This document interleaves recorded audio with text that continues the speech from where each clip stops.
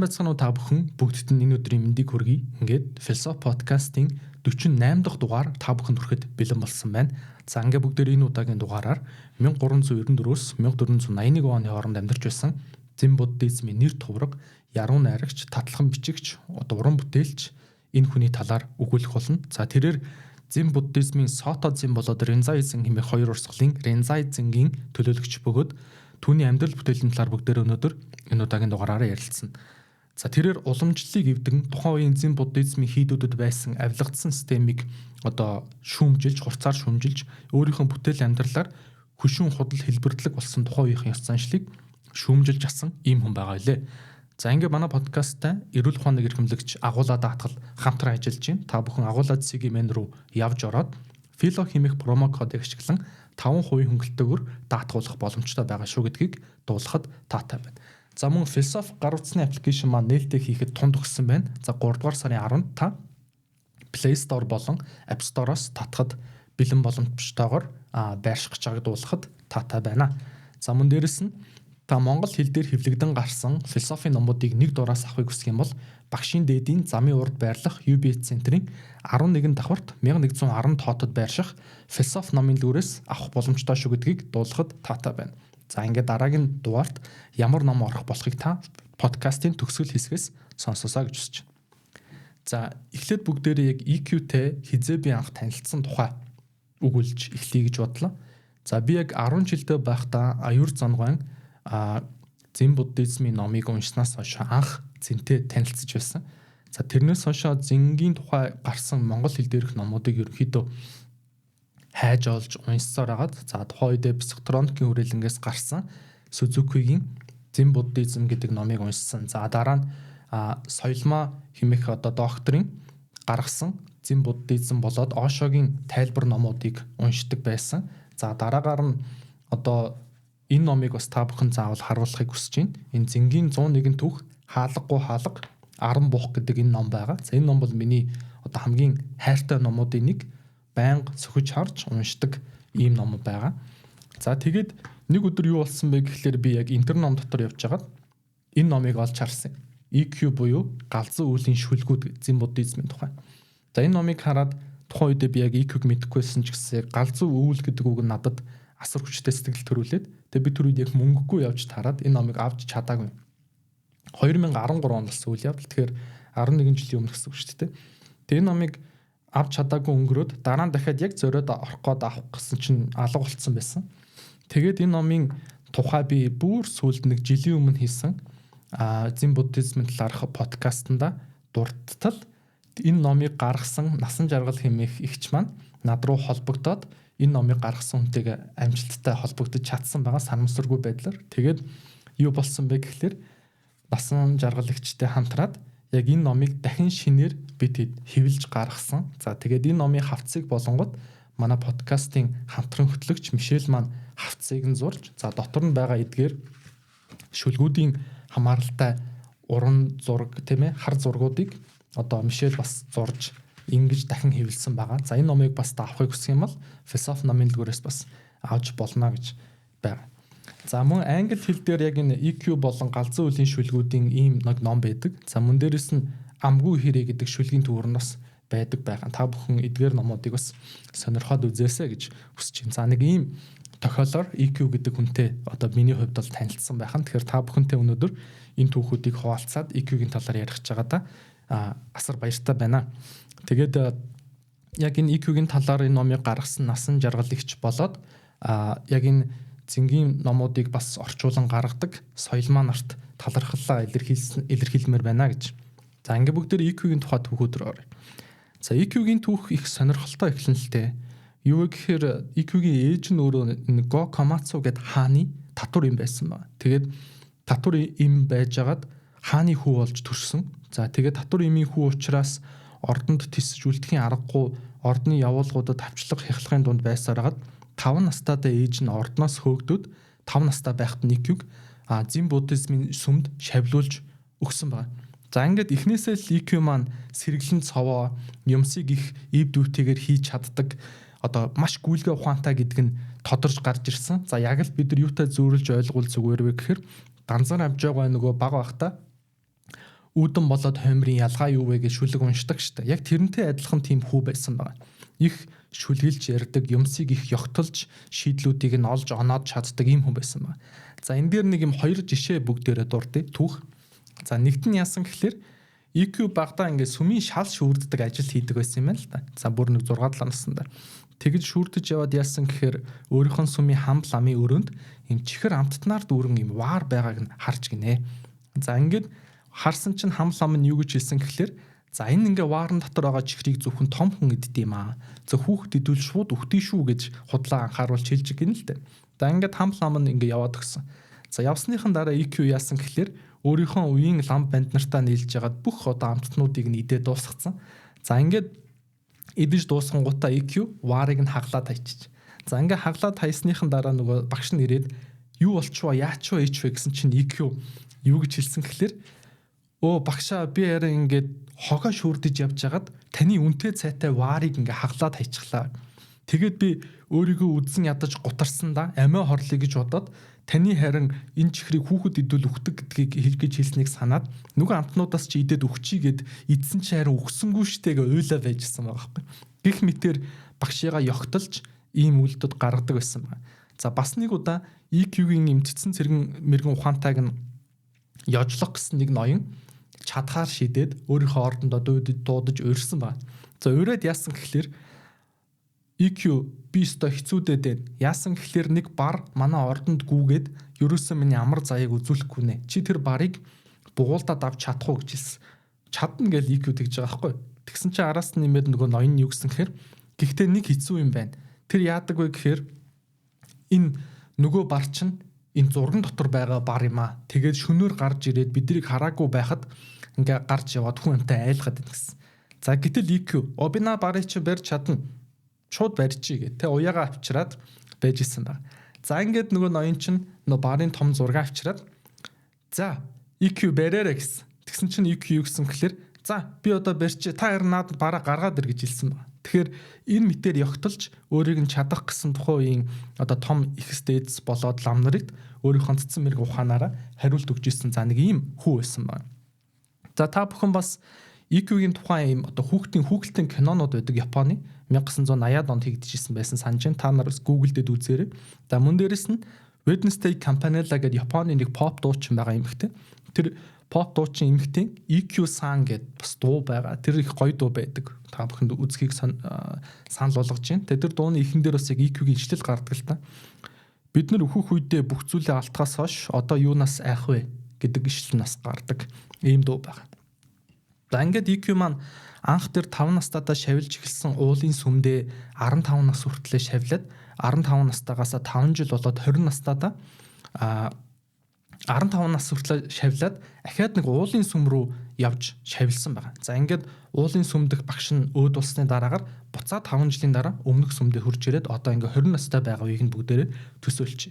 За ингээд 20 настайдаа EQ яасан гэхэлэр горхны дэргэд бясалгал үйлдэн сууж байхдаа хажууд нь хэрэг гуагалахыг сонсох дуунаар ерөнхийдөө үннийг таньж гэгэрлийн тэр мэдрэмжийг авсан гэж сударт дурддагддаг. За ингээд энэ мэдрэмжийг таньсныг нь одоо ойлгосон сүмийнх нь хамблан багш нь яасан гэхээр тухайн үедээ бол одоо энэ үеэр зөөрлөх юм бол юм сертификат шиг судар өгдөг байсан юм л да. Энэ хүн ингээд одоо гэгэрл рүү төгснгийг нь батллаа гэж судар өгдөг байсан. За ингээд ёслолын үйл ажиллагаа болоод EQ-д өнөөс судрыг гардуулж өгсөний дараа тэр дорн нүдэн дээр нь EQ тэр судрыг нь шатаацсан байна. Тэгэхээр EQ-гийн яг зан характер нь бол яг ийм үнэхээр яг үнэн бодиттой байдлын төлөө хэлбэрлэг болсон ийм сертификат ч юм уу те одоо миний ийм ур чадвар тэр тусмаа бүр гэгэрл гэдэг ийм нандин зүйлийг ийм судар номоор тэр тусмаа ийм бичиг цаасаар баталгаажуулна гэдгийг байхгүй гэд тэр дорн шатааж орхисон ийм хүн байгаад. За ингээд EQ-г сонирхолтой нь тэр Го Камацу гэдэг хаан өөрийнхөө хүү гэдгийг мэдэхгүй байсан. EQ болохоор өөрөө тэр хүний хүү гэдгийг мэддэг байсан. Тэгээ мэрэгэн ухаанаараа зартаа учраас Го Камацу хаан бүр хааны ордонд дуудаж авчираад энэ их мэрэгэн цэцэн лам гэсэн гээд сургаал номыг нь айлдуулж сонсч ирсэн гэдэг түүх байгаа байхгүй. Тэгэхээр их сайн өөрийнхөө хүүг тийм ээ гэж мэдэхгүйгээр лам байхад нь дуудаж авчирч сургаал номыг нь сонсч ирсэн. Ийм хүртэл түүх байдаг. Ийм сонирхолтой түүхтэй хүн байна. За ингээд бүгдээрээ зингийн тухай яг юу юм бэ, яадаг учиртай зүйл юм бэ гэдгийг ойлгохыг хүсчихвэл яг нөө удирдгал байдалтайгаар подкастыг бол өмнө нь хийчихсэн байгаа. Тэгэхээр та бүхэн манай философи channel дээрх зингийн эгэл амьдрах ухаан гэдэг подкастыг сонсох юм бол зингийн үндсэн ойлголтуудыг өгчихсөн учраас тэнчэнэс хоошоо бүгдээрээ шууд ойлгомжтой гэж үзээд яриад явлаа шүү. За ингээд зинд болонгууд Рензай болон Сото зин гэдэг хоёр урсгал байгаа. Рензай болон Сото гэдэг урсгал. За Сото зингийн одоо үүсгэн байгуулагч хүн бол Догийн хэмээх лам байгаа. Догийн Зенжи 1200-аад онд амьдарч ирсэн. Яг их Монгол улсын үед амьдарч ирсэн хүн гэсэн үг. За Догины тухай түүхүүд бол асар том нөлөөтэй хүн. Яг энэ зингийн түүхэнд бол за Догныг бүгдээр яг ингээд хувь хүнийх нь характер талаас нь дүгнэх гээд үзэх юм бол илүү ийм нягт ням бай. Одоо зинд илүү ийм одоо цэгцтэй рационал байдлаар хандаж хүн ингэж урт удаан бясалгал хийж урт удаан судалгаа хөтөлбөрийн үндсэн дээрээс гэгэр чаднаа. Энэ гэгэр л бол бидний ингээм амьдралын өдөр тутмын нэг хэсэг байж явсаар хагаад одоо ингэж хөгждөг зүйлээ гэж үздэг. Сото зин бол Сото зингийн нөгөө урсгал нь бол одоо энэ IQ-гийн Рензай зин. Рензай зин юу гэж үздэггүй гэхээр дими хоосон сууж бясалгаад хэрэггүй. Бодит амьдралын тэр дундаа энгийн ахуй дундаас энэхүү гэгээрлүүд олдноо. За жишээ нь тариачин хүн тариа тарьж явах тэр үедээ татлаган бичгээр уран бүтээл төрөөдөг хүн тэр уран бүтээл яг төөрөж байх та. Дуучин хүн тэр дууга дуулж байгаа тэр мөчтөө гэгээрл рүү төхөж болно буюу гэгээрл өөрөө юм олон талтай гэдэг үнцгийг гаргаж ирснээрээ одоо бидний өнөөдрийн мэдэх Японы зингийн одоо татлаган бичгүүд одоо нэг юм зингингүүд нэг юм тойрог зураг байдаг штэ тийм ээ. За одоо тэр байж явах жишээтэй. За одоо өөр энэ хайку шүлэг гих мэт энэ олон янзаар задран ингэж гой гарч ирэхэд энэ Рензай урсгал нөлөөлсөн. За Рензай урсгалын гол санаа нь өөрөө сатори буюу гэгэрл гэдэг нь өөрөө ингээд хүлээгээд авчдаг нэг юм тодорхой нэг оюун санааны төлөв байдал биш. Амьдралын тохиолдлуудад гэгэрл оршдог гэж үздэг. За тэр одоо юм жижиг тохиолдлуудыг бол одоо сатори гэж нэрлэдэг. Саториг илэрхийлсэн богино юм аман түүхүүд байдаг. Одоо яг тэр сатори мэдрэгдсэн түүхүүд гэсэн үг шүү дээ. Тэдрийг болоод ирэнгүүт кон гэж нэрлэдэг байгаа. Тэгэхээр таны амьдралд ч гэсэн кон магадгүй тохиолдож исэн байж болно. За коныг ингээд түүхүүдийг сонсоод үзэхлээр маш сонирхолтой, заримдаа логик гацах, хүний тарих өөрөө мухардах үеүүдийг төлөөлдөг. За ингэснээр яадаг юм гэхлээр тухайн хүн оюун ухаанаа түр хоошоо тавиад мэдрэмж болоод бодит ахуйг хүлээж авах тэр нөхцөл рүү хүнийг одоо аваачж өгж идэг гэсэн. За миний амьдрал ч гэсэн яг 1-2 яг ингээ кон төстэй одоо миний хувьд л кон гэж хэлж болох зүйлүүд тохиолдож ирсэн. За энэ удаа тэр талаараас та бүхэнд дундуур нь ярьж өгнө. За ийм сонирхолтой зүйл байна. За эсрэгцлийг нь авч ярихын тулд одоо Сото зингийн төлөөлөгч Догны тухай бас та бүхэн товчхон дурдаад өнгөрье гэж бодож байна. За Догийн юу яасан бэ гэхлээр мэдээж бас тухайн үед байсан зингийн багш нар нь төдийлөн одоо ийм гэгэрсэн гэдэг юм өөрийнх нь сэтгэлд нь хүрэхгүй байсан. Хэтэрхий хэлбэрдлэг болгож хоосон л номлол хийгээд яриад байхаас биш яг ингээд бодит амьдрал дээр тэр сургаалт номлол нь яг юу юм бэ? Яг ингээд өнөөдөр миний амьдралд яаж туслах юм бэ? Магадгүй тэр гудамд тийм ээ зовж зүдэрч байгаа хүмүүс тэр энэ сургаал яаж хэрэгжих юм бэ гэдгийг мэдэж чадахгүй байсан байхгүй. Ингээд Догийн хайцсан бай гэхэлэр Японоос аялаад Хятадд очсон. За Хятадын зингийн мастер дотроос яг тэр үдэл санаагаа хайж эхэлсэн. За ингээд сэтгэлээр бас унсан тохиолдлууд хүртэл гарсан. За яасан гэхээр оцсон ингээд сүм хийдийнх нь хамбал амдар нь ерөнхийдөө ингээд улс төрчнөртэй илүү ойрхон болцсон. За сүмээ яаж илүү том болгох уу те сүмээ яаж ингэж илүү гоёмсог болгох уу илүү олон улс төрийн дэмжлэг яаж авах уу гэдэг тал руу явдаг байсан. За ингээд сүмийг хамгаална гэдэг үүднээс нь ярьдаг байсан байна. Догийн болонгот юуг сөрж хэлсэн гэхээр та нар сүмээ хамгаалчт юм биш. Тэгвэл жинхэнэ буддизмыг хамгаалахын тулд та нар юу хийж байгаа гэдэг үүднээсээ ингэж сүрж мэтгэлзэж эхэлсэн байна. За ингэж явсаар хагаад Догийн өөрийнхөө жинхэнэ багшийг олоод яг практик дээр энэ зин буддизмын сургаалууд яаж хэрэгждэг юм бэ гэдгийг их асар тийм энгийн жишээнүүдээс олж харсан байна. За жишээ нь юу юм гэхээр тогооч лам тийм ээ.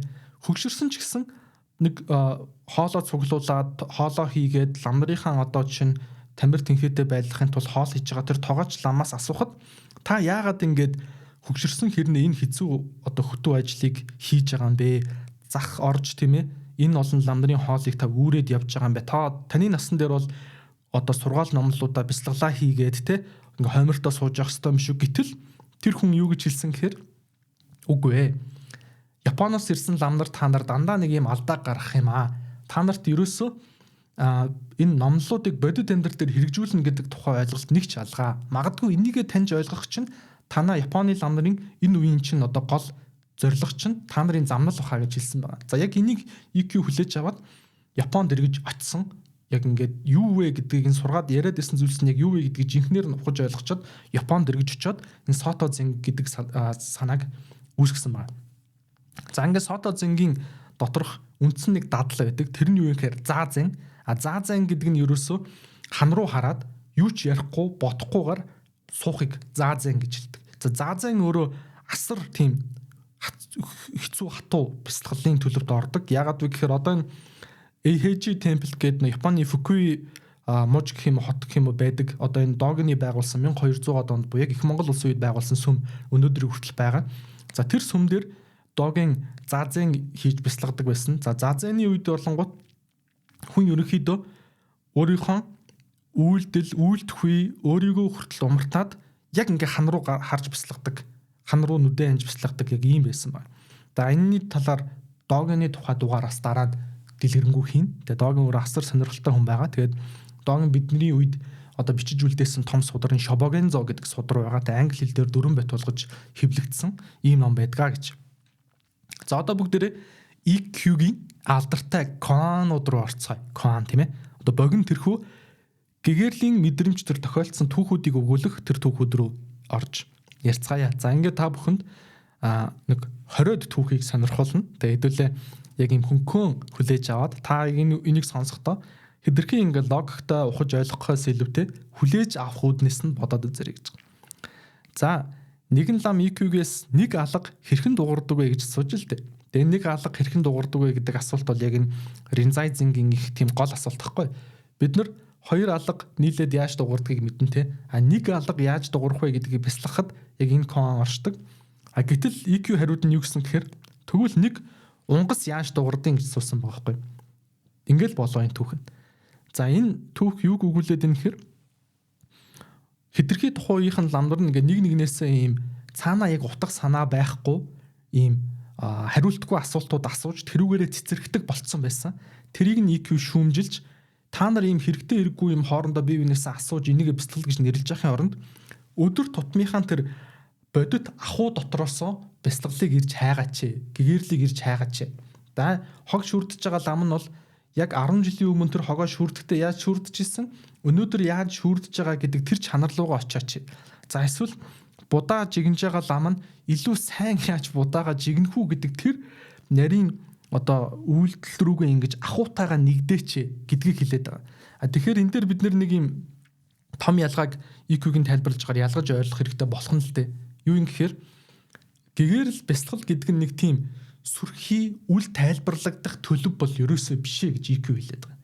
Юу юм гэхээр бидний хинийхэн ч амьдрал ахуй дотор тэр нүдэ нэх юм бол олж харж чадах тэр шинжүүдэд өөрөө яг энэ буддизмын гэгэрлийн хилээд байгаа тэр нарийн нэгт зүйл нь оршноо тийм ээ. Одоо би жишээ нь энэ яриаг яг ярихдаа яаж аль чадах хэмжээнд үнэн байх вэ? Би худлаа хэлбэрлэг болохгүйгээр яаж үнэн ярих вэ бодож ярих нь өөрөө яг гол зорилго нь байгаад байгаа шүү гэж одоо жишээ авч шууд одоо цаг дээр ярих юм бол тийм. За дараагийн түүх. Мастера та гэгэрсэн үү гэж нэг шавн EQ-гээс асууж л дээ. За EQ хариуд нь юу гэсэн гэхээр наа чи одоо юу гээ чинь балаа асуулт вэ? Би өлсөх үедээ хоолоо иддэг, ядарх үедээ унтдаг гэж хариулсан байна. За үүгээрээ EQ бас юу гэж хариулсан гэхээр бид нар ингээд гэгэрлийг түрүүний хэлсэнчлэн нэг юм сертификат аваад 4 жилийн дараа аваад одоо нэг юм хүрдэг нэг юм цол хэрэгэн ч юм уу те. Одоо эсвэл ингээд одоо спортод байдаг юм бүсний ангиллал ч юм уу те жуудаад байдаг. За эсвэл ингээд лам нарын те авдаг зэрэг цол ерөөсөө бишээ. За энэ бол ингээд бидний яг одоодоо төвлөрөөд хийж чадж байгаа тэр мөн чанарт маань оршиж байгаамаа гэдгийг сануулад байна. Та бүхэн зарим нь гайхаж магадгүй яг энэ зингийн уламжлал болоод ирэнгүүтээ шүү дээ. Яг өмнөх дугаардууд дээр бас ярьж ирсэн.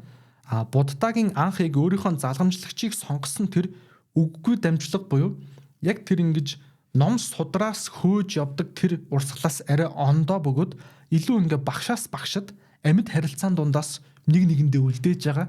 За энэ хэсгийг бас ойлгоод байгаа юм шүү. За та бүхэнд заримд нэг хайр санагдчихж магадгүй тэр нь бол зөв шүү. Тэг. Хайр санагдахгүй байвал харин эсрэгээр хэвийн бусаа гэсэн.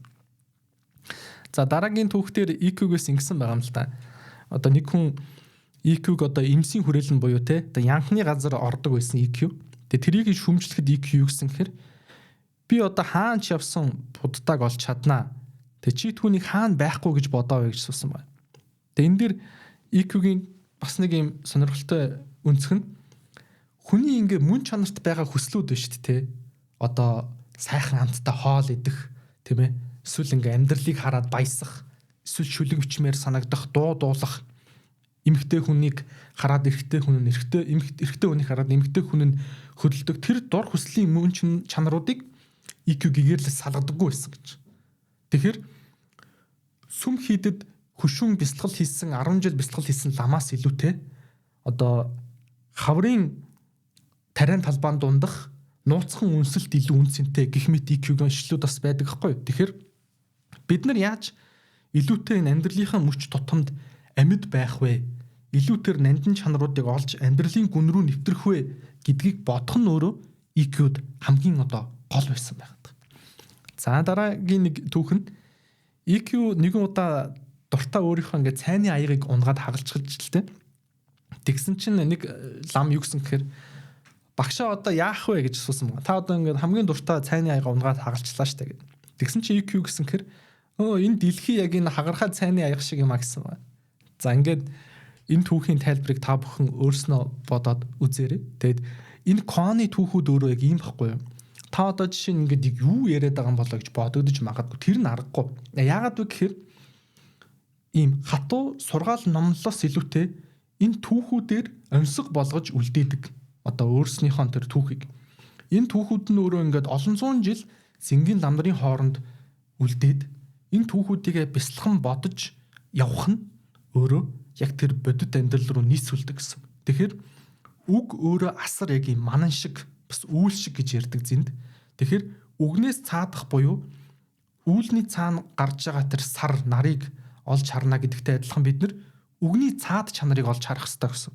Тэгэхээр танд магадгүй одоо үгээр илэрхийлж чадахгүй тэр мэдрэмжүүд үгээр одоо тодорхой хэлцгэж чадахгүй тэр зүйлс байдаг шүү дээ. Одоо Эрик Фром ч гэсэн ярьдаг үг дутсан газар бид нар шүлэг яруу найраг зохиож дуудуулж бүжгэлдэг гэж. Тэгэхээр яг тэр энэ зингийн аваад байгаа энэ сатори гэд буюу богино ийм жижиг гэгэрлийн мэдрэмжүүд өөрөө үгээр илэрч чадахгүй учраас тэр тохиолдлынх нь одоо сүүдэр болгож ийм түүх болгож бичиж үлдээгээд байгаа жишээтэй байгаа юм шүү гэж.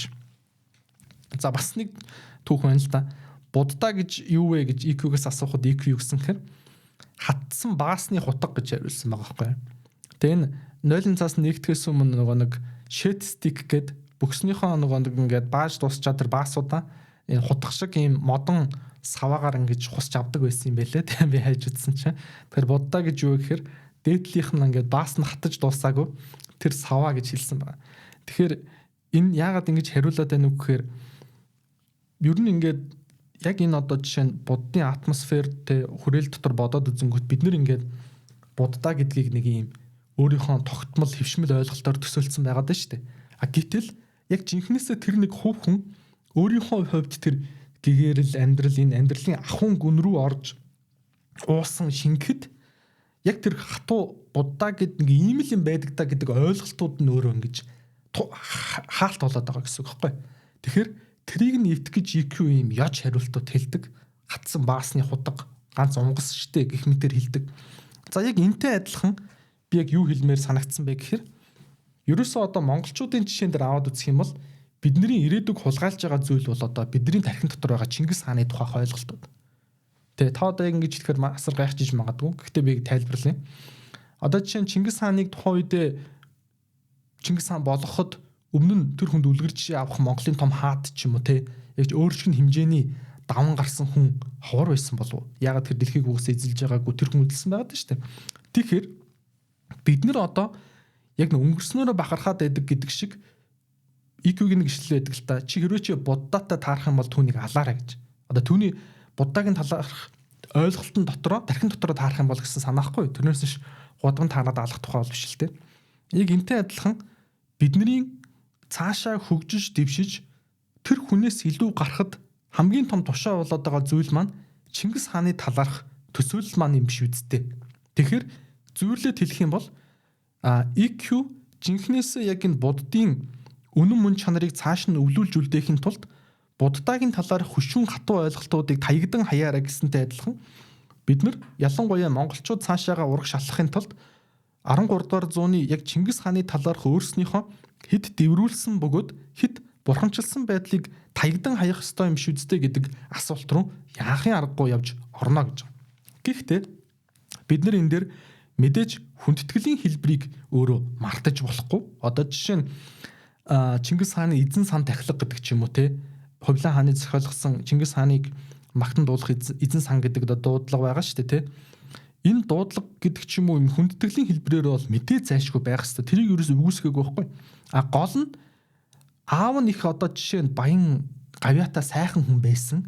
Тэр хүний одоо түүхийг л дурсаад өөрөө архиугаад байдаг хүүхдэн ч юм уу те ач зээгээс нь ялгаагүй зүйл болж хувирчих гээд байгаа байхгүй Монгол улс. Тэгэхээр бид нэр тэр хүнийг давсан хэмжээний хүч хөдөлмөр ур ухаан хичээл зүтгэл гайхамшигтай гавьяа зүтгэлийг гаргах ёстой болохоос биш тэр хүний одоо гавьяагаар өөрснийхөө арчаагүй байдлыг хаацайлж арх дар сууж тийм ээ одоо баярлан цэнгэх нь өөрөө хэр үр хойчтой өөдтэй вэ гэдгийг бодох шаардлага энэ дээр байгаа болов уу гэж бодогдсон.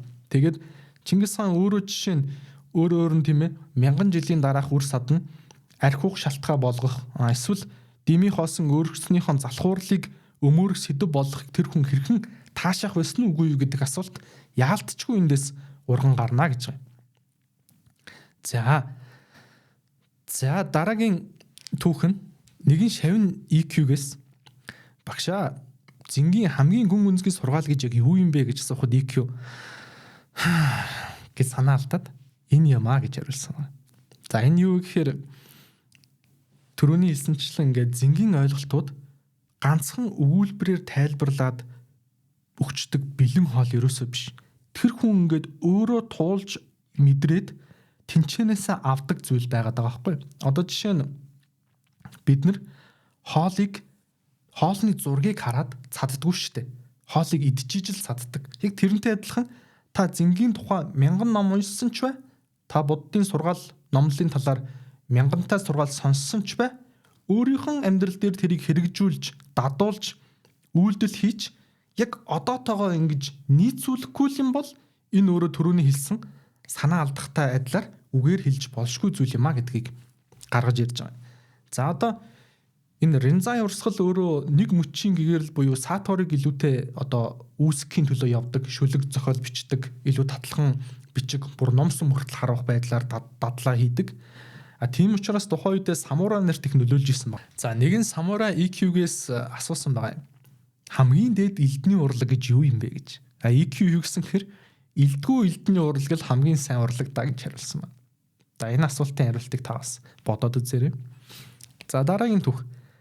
Багшаа би өмнөнийг таних тулд юу хийвэл зүгээр гэж асуухад EQ хариуд нь чи бүх судраа шатаа. Бүх буддаага хаг цох. Бүх багш нарыг устгах гэж хариулсан байна. Тэгэхээр жинхэнэ ухаан гэдэг бол элдв ном судар эсвэл багш нараас биш тухайн хүний өөрийн үдсэн туулсан ухаанаас гаралтайг сануулад байгаа байхгүй.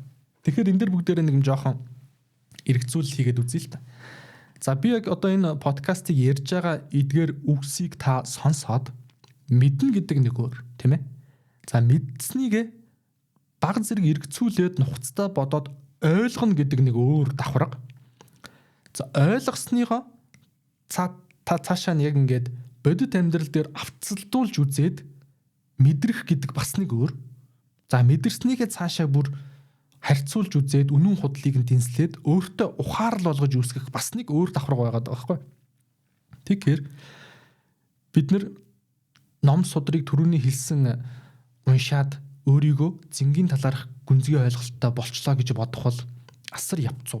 Мөн дээрэс нь хүндэтгэн үзэх зүйлс маань тэр хоймор тавьсан 9 шидийн шүтэн бурхан гэхээс илүүтэй бидний толгоон дотор байгаа тэр чанар өөрийгөө хэр зэрэг мэдэрч эрхэмлж тэр мөч тунд хэр зэрэг үнэн байж байгаа вэ гэдэг тэр асуудал Мөн дээрэс нь багш нар ч юм уу одоо зингийн өмнөх мастеруудыг зинд хошин шог зургаар илэрхийлдэг тийм түүхүүд их байдаг. Одоо жишээ нь хамгийн их шог зураг зурулсан зингийн мастер бол Боди Дарма аахгүй. Боди Дармаг хин нь одоо шоглож сайн зурх вэ гэдэг тийм дадал хүртэл хийдэг хүмүүс байсан байна. Тэг ингээд хачин том хамартай, том нүдтэй болгож зурж шоглдог. Энэ шоглоод байгаа санаа нь юу юм бэ гэхээр би тэр хүний одоо жишээ нь ийм хүчтэй том дүрээс болоод өөрийнхоороо амьдрал ахуй дунд ингэж өөрийгөө илэрхийлэх гээд байгаа тэр санаагаа дарангуулуулчих вэ гэдгээс үүдээд толгоон дотор байгаа тэр хашлтууд авч хайж байгаа. Тэр хашлт нь өөрснийх нь багш нар нь ч гэсэн орно. За бүр буддын том түүхэн төлөөллүүдийг ч арчиж хайна. За тэрний дараа бүр бурхан буддаг хүртэл тийм ээ буддагийн дүрийг хүртэл үгүй хийгээд өөрснийхоороо цэцэг болж дэлгэрэх нь яг зэнд их чухал байгаад байдаг. За тэгэхгүйгээр одоо жишээ нь юу гэж үзээд байна вэ гэхээр буддагийн одоо Сиддартаг ярьж байгаа шүү те. Сиддартагийн хувьд дээр гэгэрлийнх нь илэрсэн шинж нь бол тэр хүний шинж. IQ дээр илэрсэн шинж нь бол EQ-ийн шинж. Догных бол догных. Таних тэгэхээр таны өөрийн хэлбэр байж болох байхгүй. Тэгэхээр энд ерөөсөө тогтсон нэг ийм гайс, тогтсон нэг школ гэдэг ойлголтыг эвдэх талаар Рензайзинд авч үзээд байгаа гэсэн үг шүү. Хамгийн гол. За дараагийн түүх. Нэгэн шавын EQ-гээс багшаа гэгэрл гэж юу юм бэ гэж асуухад EQ шалбааган дээр туссан сарны тусгалыг заажээ. Гэтэл шавь нь багшаа гэхдээ би энэ шалбааган дээр гიშгчих юм бол тусгал алга болчих нь штэ гэж хэлсэн байна.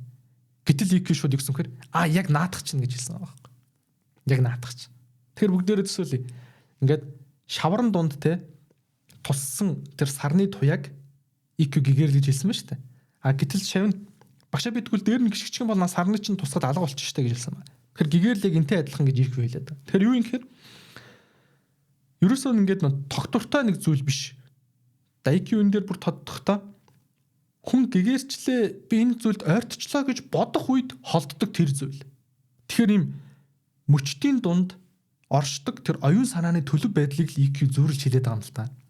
Одоо магадгүй нэг хүн амьдралынхаа өөхөх үедээ ч тэрийг мэдэрч магадгүй эсвэл те анхны хүүхдэн ч төрхөө мэдэрч магадгүй эсвэл нөгөө л нэг өдөр тутамдаа явдаг ажилдаа явдаг гудмаараа явж байхдаа тэнгэр рүү харахад ч мэдрэгдэж магадгүй энэ нандин мөчүүдээ гэж хэлсэн байгаа. Тэрнээс биш гэгэрсэн хүн гэж тодорхойлох нь бол одоо EQ-гийн үед бүр ингээд харь ойлголт гэх юм уу? EQ-гийн одоо замналаас бол тэс ондоо ойлголт гэсэн. За дараа нь нэг эрдэмтэн EQ-г сорихоор зин гэж юу юм бэ гэж асуудал. Тэгээ дараа нь тэр эрдэмтэн чи тэр зингээ надад харуулж болох уу гэж асуудал EQ яасан гэхээр морины сүүлнээс нэг хялгас дулгаагаад заамаа энэ байна гэж хариулсан ба. Тийм ээ. Тэгэхээр та энийг бас бодоод үзээрэй. Тэгээ энэ конууд ч өөр юм бодлого واخгүй. За дараагийн түүх. EQ нэг хонх дуургаад шавнартаа хандан за энэ хонх дуурхаа болох үед дуу нь яг хайчдаг вэ гэж асуусан байна. Тэгээ ялч шавн дуурсангүй юу ч хэлсэн хариулсангүй. Тэгээ EQ-д хариулт нь юу гэсэн хэрэг та нар тэр дуу явсан газрыг олж очих юм бол гэгэрнэ гэж хэлсэн байна. За тэгэхээр бүх зүйлс харина алга болдог. Бидний бодол, амьдрал одоо EQ-гийн дуургасан хонхны чимээч гэсэн. Тэгээд тэд нар ер нь нэг хайчдیں۔ Тэ энийг бас та бодоод үзээрэй. Тэгээд ер нь зингийн зорилго нь ингээ бэлэн хариулт өгөхөд биш л дээ. Танд ингээ өөрт чинь эргцүүлэл үлдээх, бодол үлдээх, асуулт үлдээх. Тэр асуултын хариултыг та өөрөө бодож олох нь хамгийн гол нь байна. Тэгэхээр багшаас өөр тийм ээ. Одоо сургуулаас өөр зүйл шүү дээ. За энэ их гоё дүүх. EQ хөлдөж өхөнгөө алдан нэгэн сүмд иржээ. Тэгээд хойморт байгаа модон буддаагаас өөр зүйл харагдсангүйд EQ тэр буддааг сүхээр хаглаад түлж дулаацчихна. Тэгтэл нэг лам гарч ирээд чи ч одоо солиорцсон юм уу те? Одоо буддагийн ингээ хойморт байсан модон сэлбэрийг гал түлээд хийцэн байх гэхэд EQ юу гэсэн гэхээр нөгөө шатж дуулсан буддагийн үнсийг ингээ наашин цааш хөдөлгөөд тэгвэл тэгээ ясна хаана гэж асуусан. За энэ юм түүх байна. Тэгээд EQ өөрийнхөө энэ өрмөц яж хиб маяг энэ уламжлалыг эвдсэн сэтгэлгээр юу гэж хүмжлээд байсан бэ гэхээр одоо бид нар тухайн үеийн ингээд зингийн сүм хийдүүд сайн сайхан гэж харж болох хэдий ч зингийн сүм хийдүүд яг тухайн үед ямар асуудалд орцсон байсан гэхээр ийм хам ламын туслах гэдэг ч юм зэрэг зэндаа үүссэн. За тэр дотроо авилгачсан За дээрэс нь улс төрийнхөнтэй холбоотой гэд яг л өнөө бусад одоо шашинд байдаг ийм бурангүй зүйл шинжүүд нь илэрж гарцсан байсан учраас тэднийг ингэж өдөх гэж, яжлах гэж ийм үйлдэлүүд хийж, ийм асуултууд хариулж, та нар одоо үнэндээ худлаа штэ. Оронд нь даянчилж яваа энгийн тэр амьдралын ахуй дотор чинь үнэн чинь байдаг юм а. Та нарын одоо худлаа хэнцэр тийм ээ. Энэ сүм хий дотор чинь тэр буддаа чанараас чинь тэс ондоо зүг рүүгээ та нар явчлаа штэ гэдгийг харуулах гэж энэ бүгдийг хийдэг байсан байна. За тэр хвтэл EQ яадаг байсан гэхээр одоо түрүүнд дурдсан эмсийн хүрээлэн их ордог тийм ээ. Янхны газар орно. За тэр хвтэл архиун архичдтай нийлнэ. За тэгээд нэг шавь нь юу гэсэн гэхээр багшаа та одоо болиочтой тий одоо ингээд янхнуудтай ч орооцолдохын архич уухын хамаг цагаа ингэж үрэх хэрэг байгаа мó гэж асуухад EQ юу гэсэн гэхээр би тэр ихтгийг хэл өгсөн хүмүүсээс хүртэл юм сурдсан шүү дээ гэж хариулсан байгаа байхгүй. Тэгэхээр амьдралаас хит холтцсон өөрснийгөө юм худлаа цэмгэр үүсгэсэн ламнараас илүүтэй өөрийнхөө тэр хүн ёсны дотоод хүслүүдтэй үнэнтэй ерөөсө зөрчилдөхийг EQ хүсээгүй. А яг энэ зөрчилгүй үнэн дотроос өнөөх гэгэрэл өнөөх буддаа чанар гэдэг зүйлийг EQ хайснараа гайхалтай байсан баг. За бас нэг шавь EQ-гээс яасан гэхээр багшаа би зинд орж болох уу гэж асуусан. А гэтэл EQ яасан гэхээр тэнгэр рүү заагаад али хаана хаалга байгаа гэж асуусан баг. Тэгэхээр бид нар оюун санаа дотор л өөрийнхөө хаалгыг үүсгэдэг. Одоо Кафкагийн шүүх ажиллагаан дотор нөгөө хаалгач шүү дээ, хөл гадна хүлээгээл идэг. Тэгэхээр тэр хаалга бол бидний тархин дотор байгаа л хаалга. А тэрнээс биш зинд бол хаалга байхгүй гэдгийг хэлж шүү дээ. Тэгэхээр энэ зингийн 101 түүх хаалгагүй хаалга гэдэг үгийн санаа ерөнхийдөө энэ байх. Гэхдээ нэг сони юм байна. Одоо ингээд үгээр тайлбарлаад эхлэхлээр зим биш болчдөг гэж ярьдаг. Тэгэхээр би бол одоо шал хэрэггүй зүйл хийж байгаа. Ер нь бол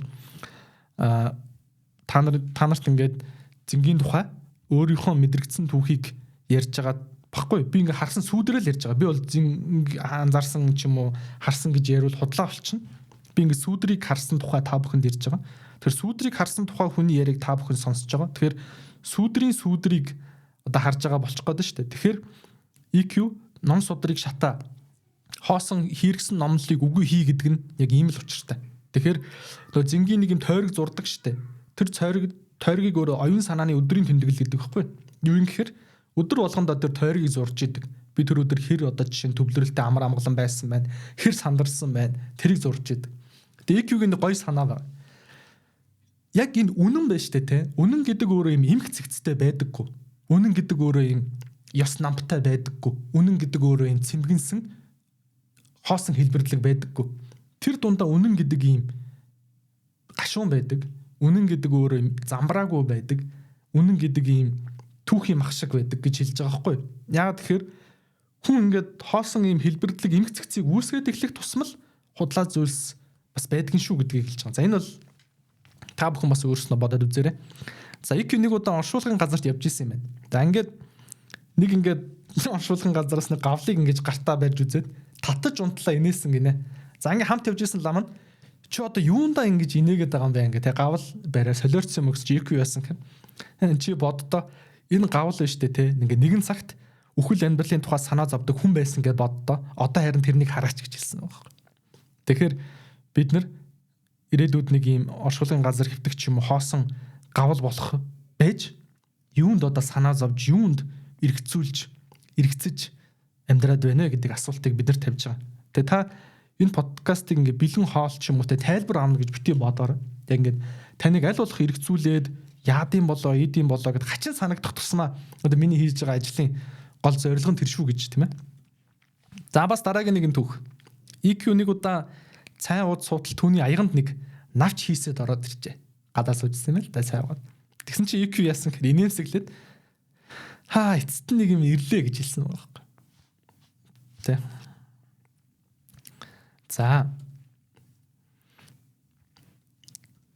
За EQ-гээс бас нэг шавин нэг удаа багшаа таны ер нь жинхэнэ нүүр царай чинь юу юм бэ гэж асуусан байна. Тэгсэн чинь EQ яасан гэхээр шууд бодлохгүй урдаа байсан юм аягтай бихийг аваад нүүрлүгөө цацсан байна. Тийм ээ. Тэгэхээр түрүүний хэлсэн үнэн гэдэг өөрөө юм эмх замбраагүй цэгцгүй барьц алдуулсан оюун ухаан одоо тамирдсан гэх юм уу те. Ийм төлөв байдалтай их байдгаа гэж. За бид нар нэг мэднэ энэ тентхийн кинон дэр их ш татаад байдаг аяг дүүртэл нь сайн хийгээд байдаг жишээ бол EQ-гийн түүх. Яасан гэхээр нэг эрдэмтэн EQ-г дуудаад өөрийнхөө зингийн талаар ямар их зүйл судалсан, ямар их зүйл мэддгийгээ тайлбарлаад яриад иж л та EQ-д. Тэгсэн чи EQ яасан гэхээр урд хаяганда цагаан ингэ дүүргэж хийсээр хагаад нөгөө аяг нь ингэ хальж асгараад байсан чинь аяг чинь ингэ хальж асгараад байж тэгсэн чинь юу гэсэн хэрэг EQ хариудна. Тэг энэ ингэ хальж асгарж байна. Тэг чиний оюун ухаан ч гэсэн яг энтэй адилхан ингэ хальж асгарж байна. Тийм учраас чиний юм ерөөсө сурч чадахгүй байгаа чи наадахтай ч холбоотой гэж хариулсан. За IQ-гээс бас нэг шавь багшаа Буддагийн хамгийн цэвэр ариун хэлбэр нь юу юм бэ гэж асуухад IQ хариудна. За Буддагийн шээс бас хоёр юм даа гэж хариулсан ба. За дараагийнх нь их гоё. Нэг шавь IQ-гээс багшаа салхинд нэр бий юу гэж асуухад IQ чи юм тэнийг юм яриха болчихвол харин салхины нэрийг сонсч магадгүй шүү гэж хариулсан байхгүй. Тийм ээ. За дараагийн түүх. Нэг шавь нь багшаасаа IQ-гээс багшаа хаан гуйлгчин хоёр яг ямар ялгаатай юм бэ гэж асуухад IQ хариудна. Ганцхан амьсгалын ялгаатай даа гэж хариулсан байна. Санаа нь юу юм гэхээр нэгхэн амьсгалын дараа буюу нэгхэн мөчийн дараа тэр хоёр хүний аль нэгэн ч үхээд хоёулаа өвхтөл болох боломжтой буюу тэр нэгхэн амьсгалын л зөрүүтэй гэр оршиж байгаа гэдгийг нь хариулж хэлсэн байна. За дараагийн нэгэн түүх. Нэг сүмийн лам IQ-г сүмдөө ураад нэг эртний идэл харуулад за энэ ингээд өстой манай сүмийн хамгийн нандин эд зүйл штэ гэж хэлсэн гинэ. Одоо ингээд хадгалцсан тийм ээ. Хадаг яндранд бооцсон шүү гэдэг чинь. Тэгэхээр чи EQ яасан гэхээр байж гараа гарч гүйснэ. Гудамнаас нэг юм өгсөн нохон яс олж ирээд за энэ ингээ манай хамгийн үнцэнтэй юм гэж хэлсэн байгаа байхгүй. Тэгэхээр угтаа бол яг энэ EQ-гийн явсан замнал болоод буддын сургаалын дагуу юмс болгон нэгдмэл нэгэн чанартай буюу шүтэн барилгатай байхад өнөө сүмийн лам нь яасан гэхэлэр удаан болсон үнцэнтэй алтаар хийсэн гих мэт хоосон хэлбэрлэг болсон тэр гажуу бодлуудыгаа шингээж юмсын үн цэнийг тодорхойлдог гэдгийг нь яжлж хэлэхийн тулд энэ санааг хэлж нохон ясыг энэ миний хамгийн үнцэнтэй зүйл гэж хэлсэн байна. За тэгэхээр энэ мэтэр EQ одоо юм хөшүүн болцсон одоо юм бодол сэтгэхгүйгээр номлуудыг шууд утгаар нь авч хэрэгжүүлдэг байсан тухайн инсүм хийдүүдийг яжлж ягт үлгэрүүд зохиох татлахын бичих тийм ээ энэ мэтэр шүүмжилсээр иржээ. За ингээд EQ-гийн ээжийнхэн оршуулган дээр ирдэг түүх бас их алдартай. Яасан гэхээр ээжийнхэн үхэхээс өмнө EQ очиж ан чадаагүй мэн л да. Тэгээд оршуулган дээр нь ирээд бус хүмүүс нь уй гашуу болоод уйлж яхад EQ уйлаагүй. Тэр мөчийг эсрэгээр амьдралынх нь хамгийн яг юуг би энэ дундаас ойлгож мэдэрч чадах вэ гэдэг тэр гайхалтай мөч гэж анзаарч хараад EQ өөрийнхөө ингээд таяг болдог модон савгаар ээжийнхэн арсыг нүдээд ингээд хаалга шиг нүдэнгүүтээ ээжээ хүүн ирлээ та хаалгаа онгоолгооч гэж хэлсэн байгаа байхгүй. Тэгэхээр та бүхэн бас энийг өөрснөө бодоод үзээрэй. Одоо би хариулт хэлээ тайлбарлаад байх юм бол би худлаа буруу зүйл хийж байна гэсэн. За би та бүхэнд ингээ өөрийнхөө амьдрал тохиолдсон яг юм коаныг ярьж өгье. Одоо би яг тэр энийг бол коан гэж би мэдэрдэг учраас надад бол үнэн гэсэн үг шүү дээ. Танд бол өөр сонсогдож санагдчих магадгүй. Яасан бэ гэхээр манай нэг найзын өвөө нэг том мундаг эрдэмтэн хүн байсан. Тэгээ тэр өвөө нь өөд болохынхоо өмнө энэ 3 бот номыг л би ингээ гаргачихсан гэдэг тийм хүсэлтэй байсан байхгүй. Тэгээ өөд болохоос өмнө би туслаад энэ номыг одоо шивээд тийм ээ одоо хамт хавцыг хилцээд ч юм уу гаргая гэж бодож исэн. Тэгээд өвөөгийн би нилээ ингээ муудцсан байхад нь хамгийн сүүлд очиод уулзаад за өвөө номынх нь ажил нь ингээ явж байгаа удахгүй гаргана гэдгсэн чинь нөгөө өвөө юу гэсэн гэхээр миний хөө намаа бол миний тэр ном яах вэ? Чи өөрөө жинхэнэ амьд ном шүү дээ гэж хэлсэн бохгүй. Тэгээ яг тэр үгийг сонсоод над төрсэн мэдрэмж үнэхээр гайхалтайсэн л та. Чи өөрөө амьд ном шүү дээ гэж хэлсэн ба. Тэгээд тэр өвөгийн ингээд нүдэнд асар их тайтгарл байсан. Одоо миний тэр 3 ном хилэгдэж гарах үгэн тэр өвөд хамаагүй болоод тэр өвөө ингээд тайтгарцсан. Тэгээ надад хэлсэн тэр үг нь бол бүр ингээд тэр өвөө тэр өдрөөс хойш удалгүй 3-4 хоногийн дараа өөд болцсон байхгүй. Хамгийн сүүлд хэлсэн тэр үг нь одоо хүртэл надад маш хүчтэй сэтгэл төрүүлдэг. Тэгээ би энийг яг ингээд юу гэж тайлбарлахаа мэдэхгүй байгаа ч гэсэн над төрж байгаа мэдрэмжийг нь бол би ойлгоод байгаа. Чи өөрөө амьд ном шүү дээ гэж хэлсэн үг. За бүгдээрээ EQ-гийн шүлгүүдийн талаар хэд хэдэн шүлгүүдийг нь уншия хамтдаа. Одоо энэ хайрын захаа гэдэг номонд орсон шүлгүүд гэсэн үг шүү тийм ээ. Лам нар энэ өдрүүдэд хатуу чанд журамд шамдан суралцсан. Уран гой хиллэг алдар суубал авьяаслаг найрах чинх. Харин овоохоод амьдрах галзуу үйлд тийм авьяас үгүй. Харин тэр дайвалзах хуучин тогоондоо будаа чанаж зөв амтыг гаргах гэж хичээд суудаг. Нөгөө нэг сүмд бол ингээд бусад ламдар нь тийм ээ хамгийн гүнзгий кооныг бясалгаал нөгөө хэлбэрлэг болсон хэрэгэм зэргийнхаа төлөө бясалгаал хоорондоо мэтгэлцээ сууж яхад EQ нэг юм өөрийнхөө гараар барьсан овоохондоо ууланд чанжаага будаага зөв амттай болгочихсон гэж бясалгад суунаа гэдэг ийм шүлэг ба. EQ-гийн бас нэг гайхалтай ишлэл байдаг. Там дунсан ч гэлээ би таашаа харгаа олох болно гэж. За дараагийн нэг гоё шүлэг байна. Оюун ухаан буддаа болж үл чадна. Бие махбод буддаа болж үл чадна. Гагцхүү буддаа болохыг хүсэхгүй аваас буддаа болж чадна гэж. Тэгэхээр энэ ердөө ийм л юм л да. Нэг бас нэг ном дээр гардаг юм аа. Одоо энэ буддаа чанар болон хүн чанар хоёрын хооронд бол яг зоосны хоёр тал шиг аа. Тэгээд энэ өөрөө ингэж энэ хэрэгэн зэрэг цол тийм ээ. Хойноос нь хөөж гүүж олж авдаг тэр чанар бол ерөөсөө бишээ гэж ярьдаг. Энэ дэр нэмээд дуртахад одоо Деважингийн тухай төсөөлөл ер нь Монгол улсад ер нь дэлхийд дахинд яаж үүссэн бэ гэдэг түүхийг судлаач Нэм Учиргуун яриануудаас их сонсч ирсэн. Тэгээд Доген гэдэг нөгөө ихэнд гарсан Сото зингийн төлөөлөгч шүү дээ тий.